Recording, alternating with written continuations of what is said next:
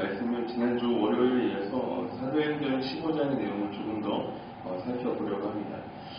지난주의 내용이 어떤 내용이었냐면 조금 간단하게 이야기하면 최초로 예루살렘에서 회의가 벌어집니다.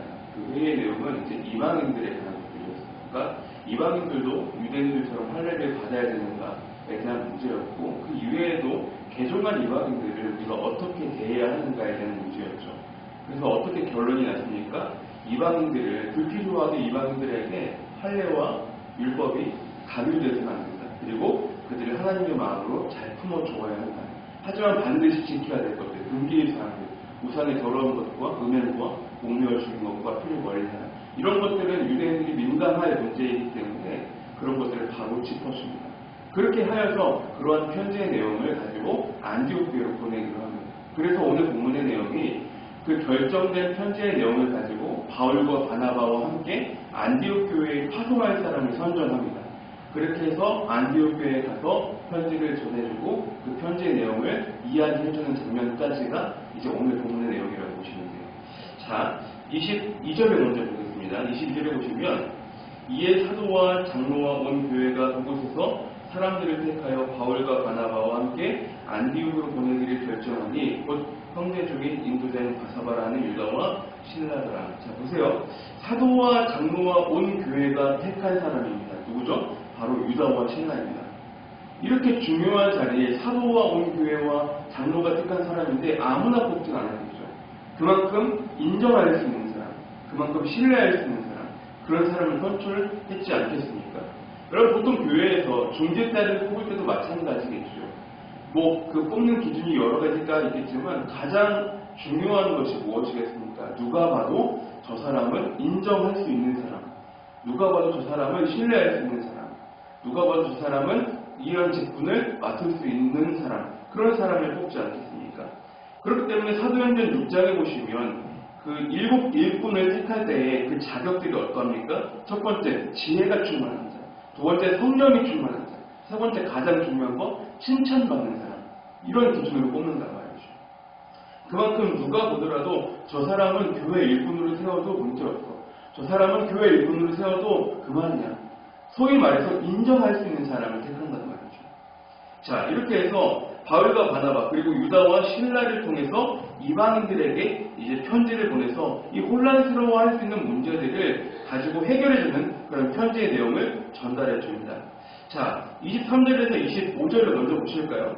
자, 그 편에 편지를 붙여 이르되 사도와 장로된 형제들은 안디옥과 수리아와 빌리기아에 있는 이방인 형제들에게 문안하노라. 그런즉 우리 가운데서 어떤 사람들이 우리의 지시도 없이 나가서 말로 너희를 괴롭게 하고 마음을 혼란하게 한다 하기로 사람을 택하여 우리 주 예수 그리스도의 이름을 위하여 생명을 아끼지 아니하는 자인 우리가 사랑하는 바나바와 바울과 함께 너희에게 보내기를 만장일치로 결정하노라. 자, 이 편지의 내용을 보면 어떻게 표현하면 좋을까요? 되게 좀 정중해요. 되게 정중하고 되게 편지가 세심하다는 것을 볼 수가 있습니다. 23절에 보면요, 문안이라는 단어를 썼단 말이죠. 그리고 형제라는 그 단어를 칭함으로써 그들에게 친밀함의 손을 내밀고 있는 것을 볼 수가 있습니다. 자, 25절 보시면 처음에 사람을 택하여라고 했죠. 누구죠? 유다와 실라입니다. 그리고 우리 주 예수 그리스도의 이름을 위하여 생명을 아끼지 아니하는, 그 다음이 더 중요하죠. 우리가 사랑하는 자인 바울과 바나바라고 이제 증언합니다. 그러니까 굳이 이 편지의 내용에 굳이 이런 내용을 쓰지 않아도 되지만 굳이 이런 내용을 쓴다는 이야기죠. 일종의 편지를 받는 사람에 대한 배려라고 보시면 돼요. 그들은 안디옥 교회에 오는 사람에 대한 정보를 잘 모르기 때문에 그들에게 안심시켜주는 거예요. 우리가 이렇게 해서 믿을 만한 사람을, 우리가 사랑하는 사람을, 예수 그리스도를 위하여 목숨을 아끼지 아니하는 그러한 너무나 소중한 사람들을 우리가 보내니 안심하고 그들이 하는 말을 잘 들어라 하고 일종의 배려 차원에서 먼저 그러한 내용들을, 그들에 대한 정보를 소개해 주는 것을 볼 수가 있는 것입니다. 자, 그러면서 29절에서 이방인 개종자들에 대한 금기사항을 말해주고 있죠. 아시다시피 그 첫 번째 열린 예루살렘의 회의에서 야고보에 따른 조언들이었습니다. 어떤 것들이었습니까? 우상의 더러운 것과 음행과 그 다음에 목매어 죽인 것과 피를 멀리하라. 이런 것들을 분명히 이야기해주고 있는 거예요. 그러니까 이런 것들을 잘 지켜야 한다. 왜냐하면 이러한 율법적인 것들은 그때 유대인들에게 꽤나 민감한 문제였거든요. 이런 것들을 잘 지켜지지 않는다라고 한다면 이방인들과 유대인들 사이의 마찰이 일어날 것이 분명하기 때문에 예루살렘 공회 때도 분명히 이 일을 다뤘기 때문에 이방인 그 안디옥에 가서도 이 문제를 분명히 잘 짚어주고 있는 이 내용이라고 보시면 돼요. 그래서 28절을 보시면 어떻게 기록이 되어 있습니까? 성령과 우리는 이라고 표현이 된단 말이에요. 성령과 우리는. 그러니까 그 편지의 내용이 이렇게 정한 부분이 극히 개인적인 우리가 알아서 해석하는 것이 아니라 성령의 인도하신 따라 그 편지의 내용을 너희들에게 보낸다라는 것을 이야기하고 있는 것입니다. 자, 그러면서 28절을 계속 보시면 이 요긴한 것들 외에는 아무 짐도 너희에게 지우지 아니하는 것이 옳은 줄 알았느니. 자, 그들은 이방인 개종자들에 대해서 부담을 주기를 꺼려했던 것입니다. 그렇게 아무런 짐도 주지 않을 것이라고 이야기를 하죠. 그들은 이제 막 신앙생활을 한 그런 초신자들이기 때문에 그런 이방인들이 필요한 것 외에는 어떠한 짐도 주지 않을 것을 강조합니다. 그러면서 29절에 절대 하지 말아야 될 것들을 스스로 삼가라. 그리하면 잘 될 것이라고 이야기합니다. 절대 하지 말아야 될 것, 아까도 계속적으로 이야기했겠지만 더러운 것과 음행과 목며 죽은 것과 피, 그런 것들을 절대로 스스로 삼가라. 그리하면 잘 될 것이라고 이야기해 주는 것이죠. 자, 우리가 여기 생각해 봐야 될 것은 무엇이냐면 이제 막 신앙생활을 한 그런 사람들, 믿음이 연약한 지체들에게 하나님의 말씀, 율법만 강요하면서 그들에게 우리가 부담을 준 적은 없었는지 한번 생각해 봐야 한다는 것이죠. 내가 먼저 신앙생활을 했으니까 내 신앙의 경력이 오래됐으니까 이럴 때는 이렇게 하는 게 맞아. 저럴 때는 저렇게 하는 게 맞는 거야. 라고 그런 지체들에게 오히려 부담을 주진 않았는지. 속으로는 저 사람 저렇게 신앙생활하면 안 되는데 저 사람 저렇게 신앙생활하면 저거 정말 위험한데 큰일 나는데 이렇게 생각하신 적은 없었는지요. 모두가 잘 아시겠지만요. 여러분 신앙생활은요 오래 했다고 잘하는 것이 절대 아님을 기억하십시오. 처음 된 자가 나중 될 수도 있고 나중 된 자가 처음 될 수 있는 것이 신앙생활입니다. 말 그대로 신앙생활은요 더욱더 하나님 앞에서 끝까지 잘하는 사람이 계속 신앙생활을 잘하는 사람임을 기억하시기 바랍니다. 신앙생활을 오래 하면 할수록 더욱더 우리의 마음이 어떠해야겠습니까? 더욱더 겸손해지고 더욱더 낮아지고 더욱더 주님의 마음으로 신앙생활을 한 지 얼마 안 된 그런 연약한 지체들을 우리가 더욱더 마음으로 잘 돌보고 그들을 위해주고 하나님의 마음으로 잘 품을 수 있는 우리들의 모습이 반드시 필요하다는 사실입니다. 본문 29절 뒷부분에 스스로 삼가라 그리하면 잘 될 것이라고 지금 이야기하는 것은 극히 그들에 대한 진심이었을 것입니다. 그렇게 되기를 바라고 있는 모습이었을 것입니다.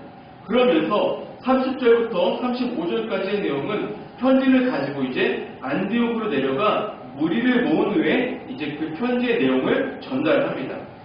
그러므로 그 모인 무리들이 자신들에게 금지된 것이 무엇인가를 이제 확인할 수가 있었고 그 편지의 내용과 소식들을 들은 사람들은 그제서야 기뻐하였다라고 이야기합니다. 기뻐하였다.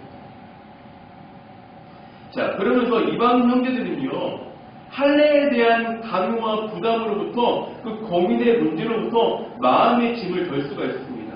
그 계기로 용기를 얻고 복음을 자신의 것으로 받아들여서 그제서야 그 교회가 평안하여졌다라고 이야기합니다. 어떻게 보면 그 안디옥 교회의 이방인 개종자들은 낯선 사역자들의 방문이 꽤나 부담스러웠을지도 모르겠습니다. 하지만 그럼에도 불구하고 그들의 설교를 그들의 편지의 내용을 귀담아 잘 듣고 유다와 신라가 권한 그 것들도 기쁘게 받아들일 수 있었던 것이죠. 여러분 이방인들이라도 느낄 수 있었던 것입니다. 우리를 위해 진심이구나. 우리가 정말로 우리를 위해서 아낌없이 그런 마음들을 우리를 위해 쏟아주고 있구나. 우리를 정말 위해주고 있구나. 진심은 진심이 통하기 때문에 그런 이방인 개종자들은 그러한 사역자들의 방문을 정말로 느낄 수가 있었던 것입니다. 마음 다해 느낄 수 있었던 것입니다. 사랑하는 성도 여러분, 어려움에 처해 있는 성도들, 믿음이 연약한 지체들, 신앙생활한 지 얼마 안 된 그런 지체들에게 하나님의 마음으로 자신의 그 진심을 다해 그들을 위로해주고 기도해주고 권면해줄 때 그들도 진심을 느낄 수 있고 그들의 삶이 변화될 수 있음을 기억하시기 바랍니다. 오늘 이방인들은요 31절에 보시면요 그 뒤에 보시면 그 위로한 말을 기뻐하였더라라고 이야기합니다.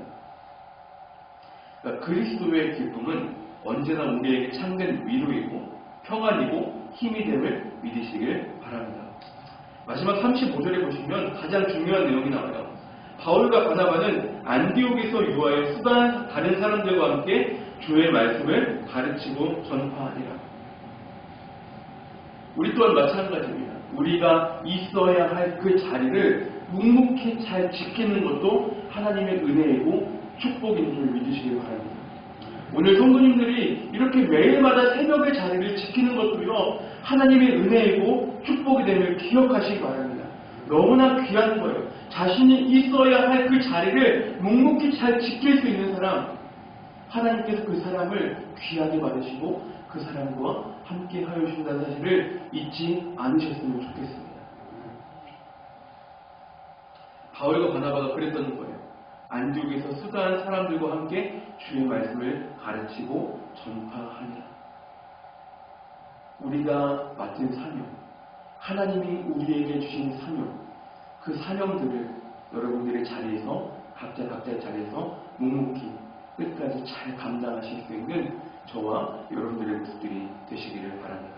그렇게 될 때에 복음이 전파되는 곳곳마다 우리 신월중국교회 성도님들의 발자취가 고스란히 잘 남겨져 있는 그런 귀한 성도님들의 삶이 되시기를, 오늘도 그런 주님의 말씀을 붙잡고 승리할 수 있는 하루의 삶이 되시기를 주님의 이름으로 축복합니다.